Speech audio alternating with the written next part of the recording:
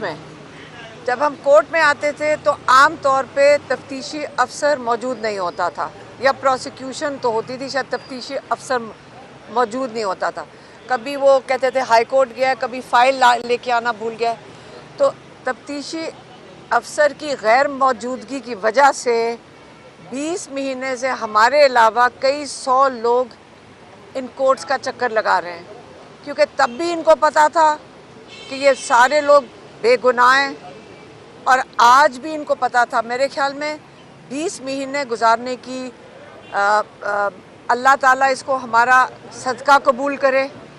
हम जितने लोग यहाँ पे आए हैं, जिन्होंने अपने पैसे खर्चे हैं, दूर दूर शहरों से आए हैं, अल्लाह ताला इसको अपने सदक़े में कबूल करे, क्योंकि ये सरासर निज़ाम की ज़्यादती थी लोगों के ऊपर।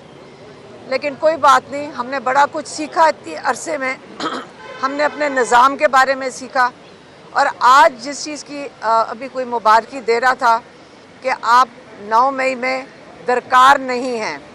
पहले दिन अगर तफ्तीशी अफसर आ जाता, उसको पता चल जाता कि हमें पहले दिन भी हम दरकार ना होते। तो ये निज़ाम को ठीक करने की अशद ज़रूरत है। हम जब इसमें से गुज़रे हैं तो हमें बहुत अच्छी तरह समझ आ गई है कि हमें इस निज़ाम के ऊपर बहुत मेहनत करने की ज़रूरत है। अल्लाह ना करे कि कोई और आइंदा के लिए और अगले सालों में इसका शिकार हो।